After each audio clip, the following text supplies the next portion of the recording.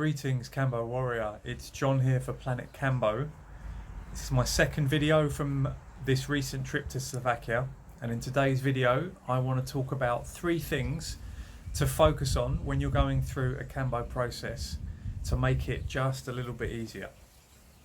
So the first thing to focus on is your breath. So this is something that I use. I actually did Kambo here, when was it? 3 days ago I did it, and it was a very difficult process, but one thing I did was I kept coming back to my breath. So during the process your mind is going to go nuts.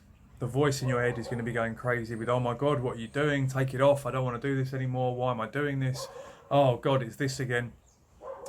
And when this starts happening, best thing to do is treat it like a meditation and just come back to your breath. Push everything else to one side and just focus on your breath.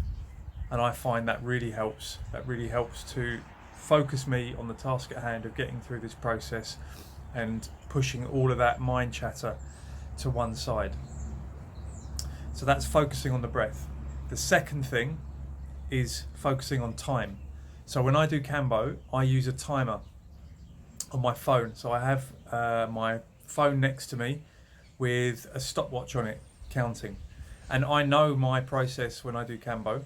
As long as I take a sufficient amount of points, anywhere from 15 to 25 minutes is usually the length of the process. And by length of the process, I mean before I start feeling better. The process usually goes on a bit longer than that, but it's usually 15-20 minutes is when I start purging properly, when the bile comes and I start feeling better and I'm over the worst of it. So by having that timer next to me, I know that no matter what point I'm at in the process, even when it's getting really difficult, when I'm really suffering, the bit just before the purging starts, when I look over at that clock and I see that I'm at the 8-minute mark, the 10-minute mark, the 12-minute mark, I know I've only got another X number of minutes to go. So if I'm at the 10-minute mark, I look at that and I think, okay, I've got a maximum here of 10 more minutes of this. I can deal with that. So having a timer for me really helps, having that light at the end of the tunnel. And actually, even though Kambo is a very difficult process, it is relatively quick.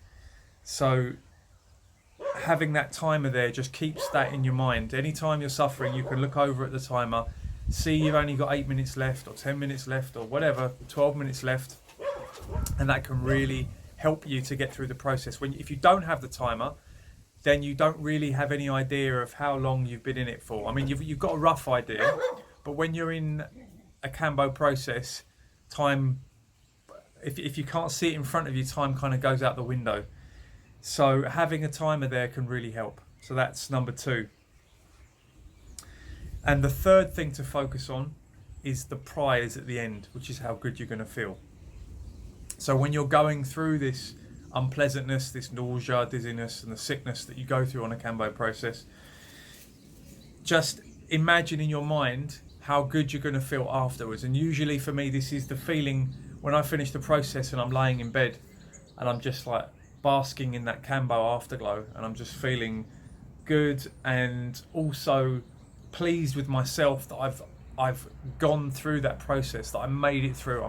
I'm proud of myself that I did it, because I know that before I did it, I didn't want to do it. I mean, I wanted to do it because, Kambo's a great medicine, but there's always that part of me that's like, oh my God, I really don't want to do this. So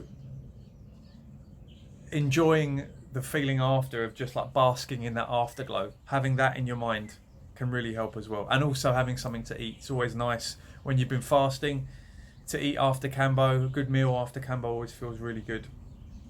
So having that in your mind, it's just for a second, you could just sort of imagine yourself laying in bed after, feeling good. Imagine yourself eating.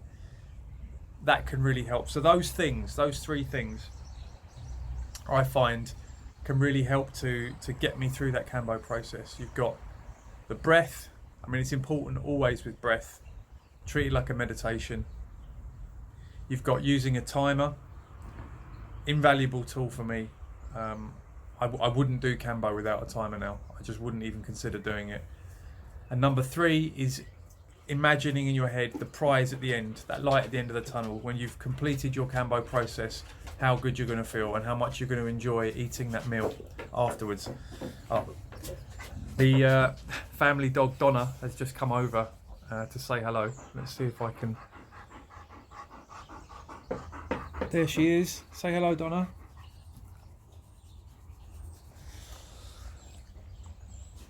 Anyway, I will leave it there for this video. I think that's 3 good tips for you, and I will see you in the next one.